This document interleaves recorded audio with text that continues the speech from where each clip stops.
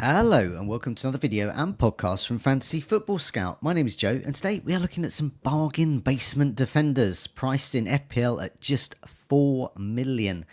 Before we do that, I just want to give a plug to the members area at Fantasy Football Scout. There's going to be some images we show, particularly on the season ticker in this video. That is from the members area, but there's so much more in there. So with that season ticker, you can adjust to fixture difficulty, whether it's difficult for defenders, attackers, and so on. Really handy for looking at fixture blocks. Which are so important, especially early on, depending on when you want a wild card and things like that.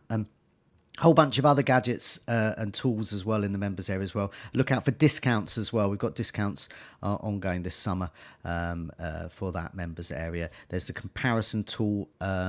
Compare a couple of players, self-evident really. Rate my team as well, so you can assess how your players are going to do, or how if the predicted points are right for that week, or you know, several weeks in advance, or the whole season if you want to as well. Lots of there, and also lots of members articles as well, lots that go into more detail. There's free to look at articles on there, but there's also a whole bunch of articles that go into much greater detail there. And so I'm going to access some of the information from one of those recent articles in this video. That's from the Fantasy Football Scout editor Neil, who's written an article for members on this very subject, on these 4.0 million defenders that we might need in our team. Okay, so before we look at some of the specific players in this category, I thought I'd look at some overall thoughts really on these sort of bargain basement potential stars, or so we hope, based on my experience really of playing the game for a number of years. So I don't know, 16 years or so I've been playing.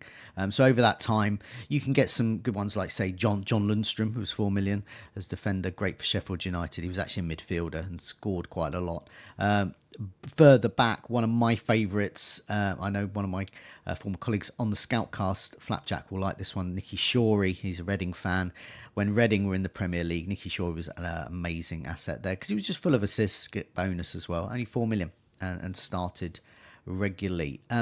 Some overall thoughts for this season is there are a lot. There's a lot, and not only a lot of them, there's a lot of them that may actually start as well.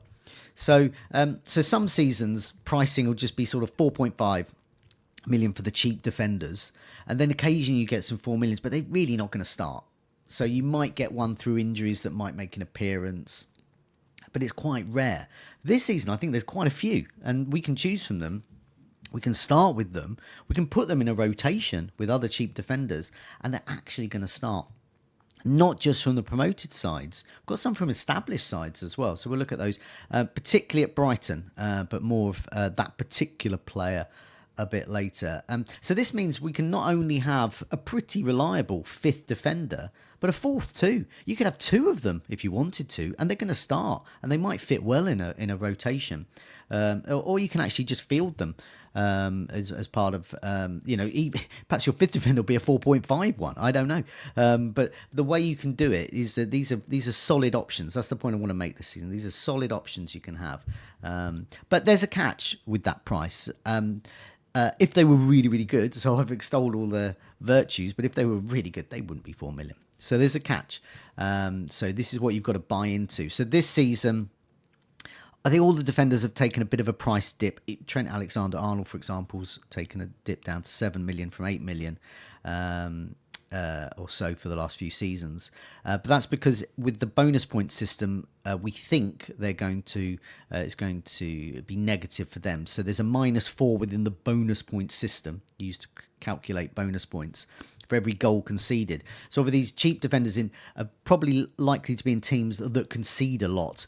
Therefore, they're very unlikely to get bonuses. So you're going to need a clean sheet, which is going to be rare, but you're going to need attacking returns to get any sort of return from them above like 1 or 2 points, or even 0, the dreaded 0 as well. So another catch is that there are actually some really great 4.5 options as well. So you don't actually need to go that low. You can have many more 4.5 options. You could even have 4.5s, rotate them all, and just have one sort of premium defender, Alexander-Arnold, Gvardiol, for example.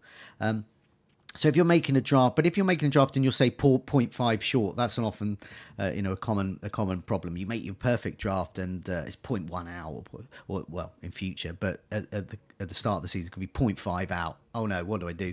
Well, you can look at some of your 4.5 million defenders and think, well, I might get one of these 4.0 defenders instead. So these could be good for you. So that's why I think that's why this video is being made and this podcast hopefully being listened to, is because there's so many changes this season that makes them a bit more interesting as options in FPL that can fit in with our strategies. And I often find as well at the beginning of seasons, kind pricing or difficult pricing, whatever, you always want to find money. So eventually, you want to get a 0.5 extra to get to beef up one of your attackers. Well, this is where you might better find it. You might better dip your 4.5 defenders down to a 4.0. So very different this year. And there's another catch as well. I'm going to put something up. This is just from the FPL site for the benefit of those listening to the podcast version. It's just ownership. It's just simple ownership. I'll put defenders 4 million and put their ownership up. And this shows that Southampton's Taylor Harwood-Bellis is top with a mighty he's in 14.8% teams. So everyone thinks he's going to start. We'll come to him in a bit. And so, he's very popular. Very popular, 14.8%. That's a lot for a 4 million defender. Face at Leicester, 8.8%. I mean, these are pretty big numbers, really. Barco at Brighton, 4.0, 6.4% of teams as well. You've got Taylor at Southampton, 5.3. And then you dip down a bit. People aren't so sure about these others. Vestergaard at Leicester, 2.1, Johnson at Ipswich, 2.0% owned. Cresswell at West Ham. I remember when Cresswell was a thing. He was like 5.5 for you. He was on all set pieces. But time has not been kind to us all. But for Cresswell, he's in only 1.9% of teams. Cody at Leicester, he's in 1.7%. Bednarek at Southampton, 1.5%. And Keane at Everton, who... I keep seeing it seems to be much maligned. People think, well, let's hope Keane doesn't play. So the feeling is that he's not a good asset this season. If Twitter's anything to go by, he's in 1.4% of teams.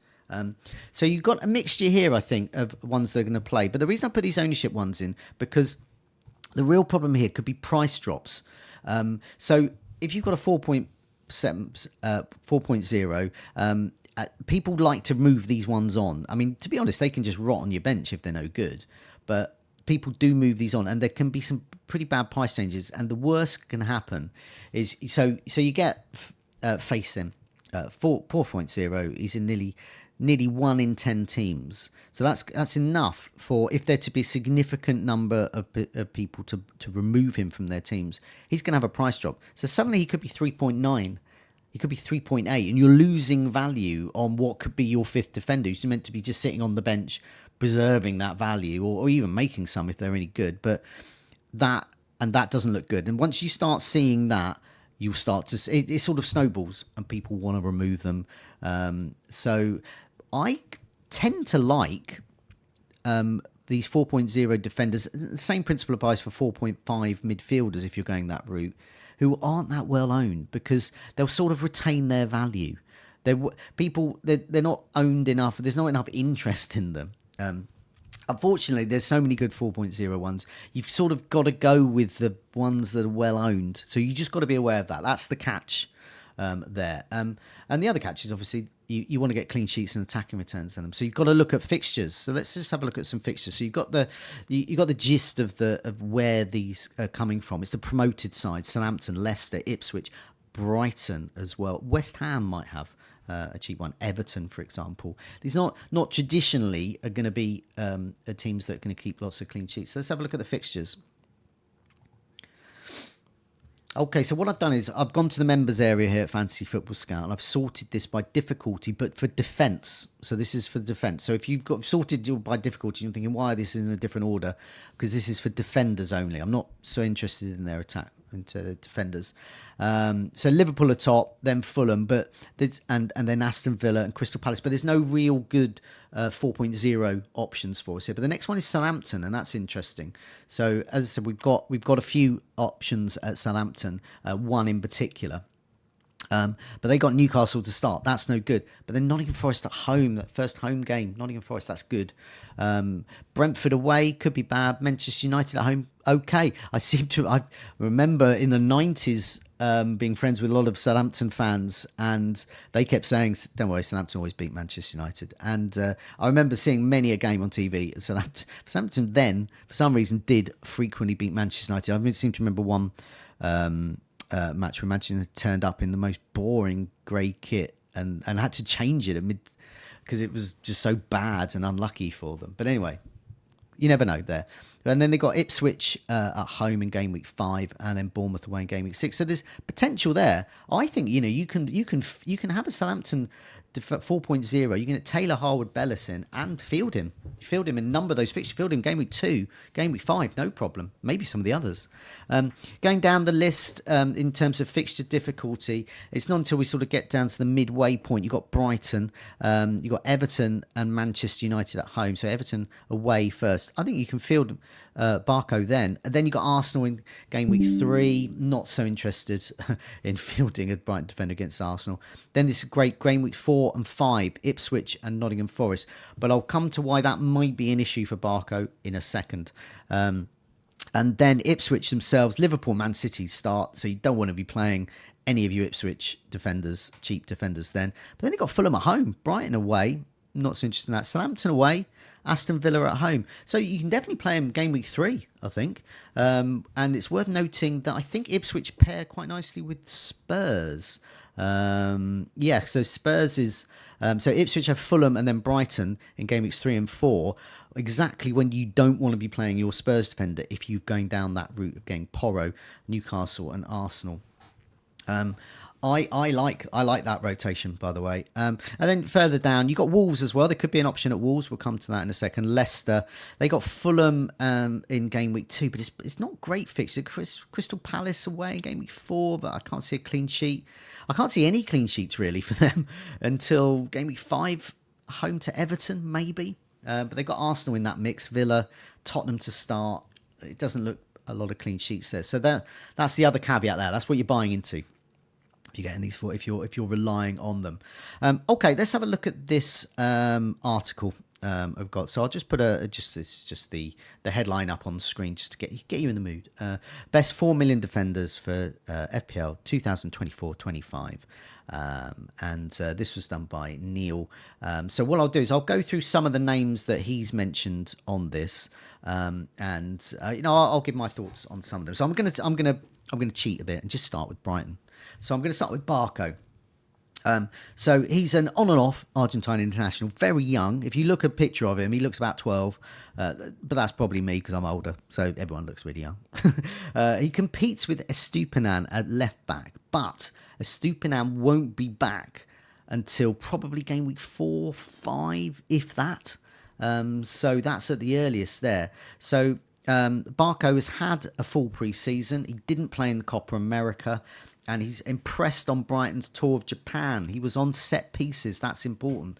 With Gross possibly going, and certainly being late back with Germany. March still not ready to start. And they were our 2 main set piece takers, corners, free kicks, etc. Brighton will need a set piece taker. There was one particularly great corner he took, which resulted in a goal. There's been clips of it going about on Twitter.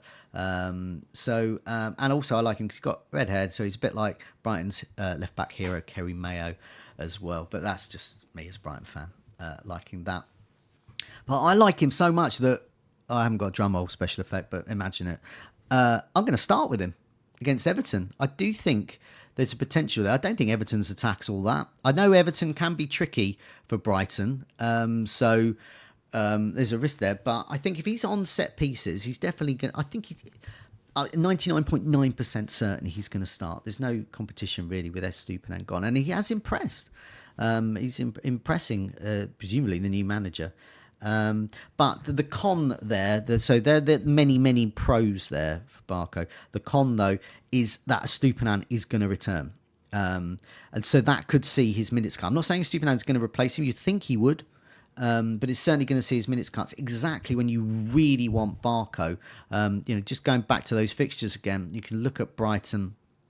It's game weeks 4, home to Ipswich. Game week 5, home to Nottingham Forest. In amongst Arsenal, Manchester United and Chelsea. So that's when you really want him, game week 4 and 5. And that might be really annoying that he's suddenly not in the team. Or, he's just a sub and you only get 1 point anyway from him. But anyway, so that's pros and cons. That's what you buy into. I like him a lot. He'll definitely start against Everton, and if he's on set pieces. And Brighton have looked good in pre-season so far. Okay, let's go back to that image of the articles because there's many more. Okay, so we got let's go with Ipswich next. Ben Johnson at Ipswich, former West Ham player. Lots here to like. He's very promising performances at West Ham, which goes in his favour. And he's joined. We think he's going to start at right back. So he's nailed on there. So let's put him into context. There's lots of other 4.0 options at Ipswich, but we think that Ben Johnson's going to be the best, or rather Neil does in his articles. You've got Cameron Burgess, 4 million. Luke Wolfenden at 4 million. They were the first choice centre half pairing. But Burgess, we think, has already been usurped with the arrival of Jacob Greaves, who's a new signing from Hull City. Like him, he's a left-sided centre-back. But that's what you're buying. So they are also options there, looking at Greaves and Wolfenden. But once again, what more attacking returns are you going to get? So Leif Davis is going to cost you more at 4.5 million. And that's what's putting me off Ben Johnson, because I think Leif Davis will be the most attacking. You're just playing 0.5 more, and that's really good. So for that sort of attacking player, you'd probably be playing 5 million at least in the game. So I think he's been underpriced. If he's going to be the new Alfie Doughty, who I got a lot of points from last season. So I'm always on the search for the new Alfie Doughty. Ben Johnson's arrived, presumably to take the right back slot that was occupied last time by Tunzerbi and Harry Clark. But yeah, I've mentioned Leif Davis as well. He got 18 assists last time. So I'm willing to pay more there. So I'm personally not interested. But according to Neil, we think the back line at Ipswich is going to be Johnson, Wolfenden, Greaves and Davis there. Johnson is an option if you can't go to Davis and don't want all those assists, we hope. About face at Leicester. Let's move to Leicester next. About face, Yannick Vestergaard as well is 4 million. Connor Cody's 4 million. Harry Sota as well is 4 million. But it's face who, if you're watching the Euros, played there, started. So he's international quality. Face and Vestergaard both have got goals in them. They got 2 goals last season, and they've matched each other for shots as well. So they're both good for shots, 24 and 25 for them. But there's got a new manager, so Steve Cooper's arrived, Maresco's obviously gone, possibly with new ideas of tactics and personnel. We don't know. There's a lot of question marks there. You would assume Face is going to play, though. Cody is also more accomplished in a back 3, so they might go for a back 3 there under Cooper. We'll have to see. Question marks, but I do think that Face will be a mainstay there, and so does Neil there. So I think he is a good option, but I don't, and he's got the occasional goal in him, but I personally don't like the fixtures, as I said, and I think it's really the next player that I would go for if you want fixtures, potential of attacking returns nailed on this. So I sort of like Barco, and I'd like to start with him, and I'm biased as well, Brighton fan. But it's Southampton really could be the one. It's Taylor Harwood-Bellis, so loan move, originally from Man City, been made permanent, 20 million, I think that was. He'll play. There are others in the 4 million category at Southampton, but Harwood-Bellis looks the best. He can even be paired with Barco and save the money if you wanted to. Because if you look at the fixtures, you don't want to play him against Newcastle, but then you can play Barco against Everton. And then Southampton's fixtures are pretty strong, really, with Nottingham Forest and Ipswich in the mix in the next 5.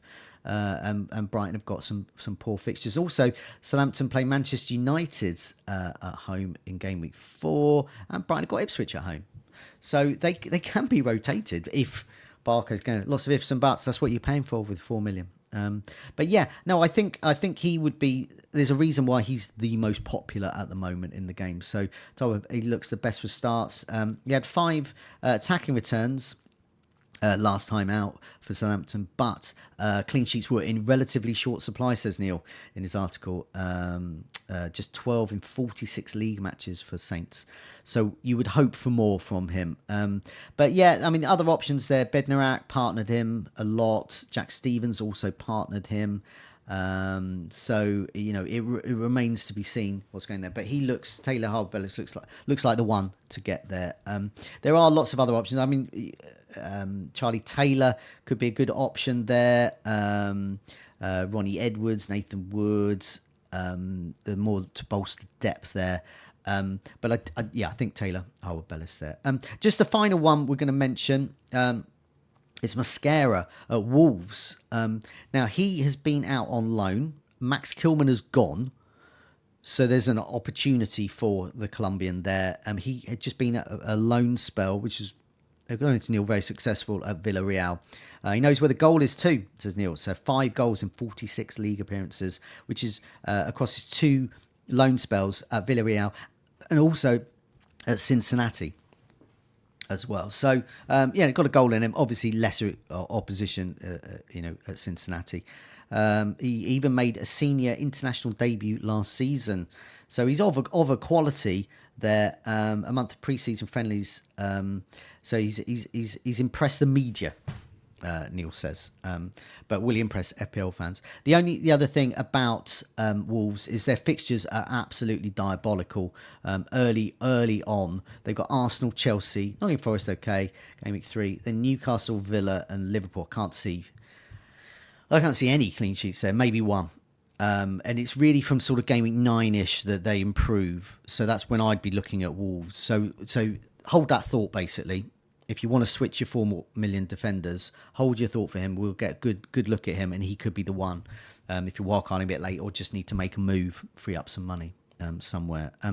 Okay, I've got a last image I'll put up on is a tweet that we did. Just concluding what I've just said. Looking at the top 5, Barco is seen as the top. I didn't write this. I just agree with it. Johnson is seen as the second because we're looking at attacking returns. Face, they've really nailed on there for Leicester.